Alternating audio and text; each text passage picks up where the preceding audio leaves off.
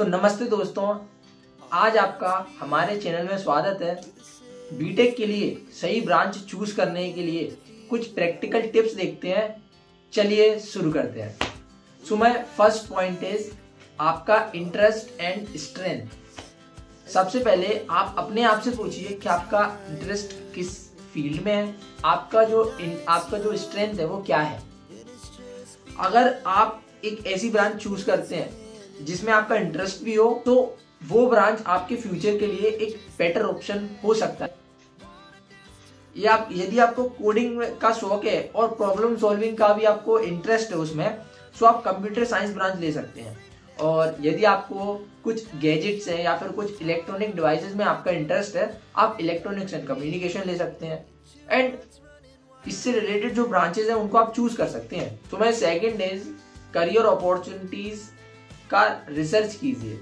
For example जो engineering है ना, उसमें बहुत सारी वाइड ब्रांचेस हैं। सो आपको अपने अकॉर्डिंग देखना होगा कि आपका जो करियर है, जो आप चूज करने वाले हो, जो ब्रांच आप चूज करने वाले हो, उस ब्रांच में जो फ्यूचर आपका जो करियर ऑप्शन है वो कैसा रहेगा। फॉर एग्जाम्पल मैं कंप्यूटर साइंस के लिए लेके देखता हूँ, तो जो कंप्यूटर साइंस है उसमें आपको जो फ्यूचर है, आपको किस इन्वायरमेंट में वर्क करना पड़ेगा। हो सकता है कि आप कहीं यूएस में जॉब कर रहे हो या फिर रिमोटली अपने घर से ही यूएस में जॉब कर रहे हो सकता है, कुछ भी हो सकता है। एंड दूसरी चीज, यदि आपकी जो ब्रांच मैकेनिकल है तो हो सकता है कि आपका फील्ड वर्क हो, आप जो डेवलप कर रहे हो आपको वहीं पर जाके डेवलप करना पड़े, आप रिमोटली एक्सेस ना कर पाओ चीज़ों को। सो जो सेकंड ऑप्शन है वो अभी आपको ध्यान में रखने चाहिए कि आपको अपने करियर के अकॉर्डिंग अपने जो नेक्स्ट 5 to 10 ईयर्स उस करियर के बाद आप क्या करोगे उसको भी चूज करना चाहिए।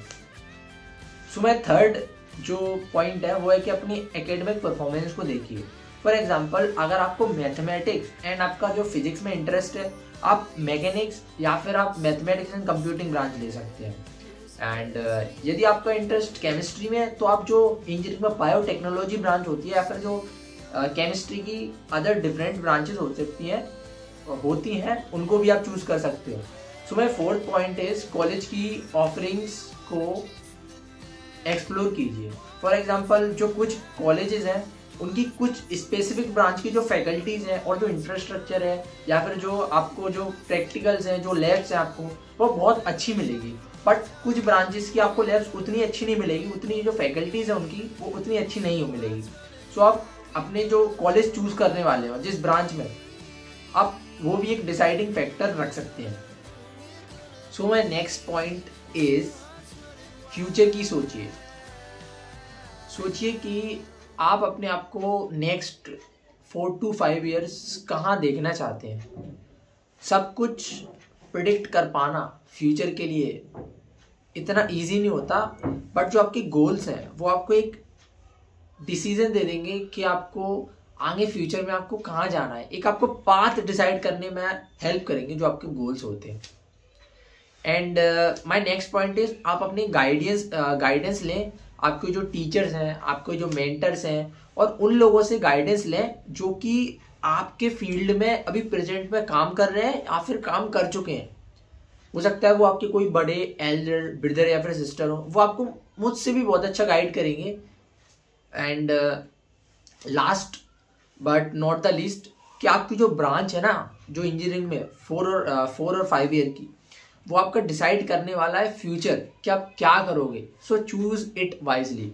आप कोई ऐसी ब्रांच ना चूज कर लो जिसमें आपका इंटरेस्ट ही ना हो। एंड फिर जब आप अपने बीटेक में एंट्री करोगे, जब आप उन चीज़ों को पढ़ोगे, उन ब्रांच को, तो आपको हो सकता है कि कम इंटरेस्ट आए। तो याद रखिए कि सही ब्रांच चूज करना आपके फ्यूचर की अपॉर्चुनिटीज, आपके फ्यूचर के करियर गोल्स वो भी डिसाइड होते हैं। आपको एक सही ब्रांच चूज करना एक बहुत ज़्यादा इम्पोर्टेंट है। सो मेरा जो एडवाइस यही रहेगी कि आप अपने जो बीटेक में जो ब्रांच चूज करें वो थोड़ा सोच समझ कर ही करें, थोड़ा कंसल्ट कर कर ही करें। एंड जो भी आप बीटेक में ब्रांच चूज करें, सो होप आप एक अच्छी ब्रांच चूज करेंगे एंड आप कुछ अच्छा कर रहे होंगे। So thanks for watching this video.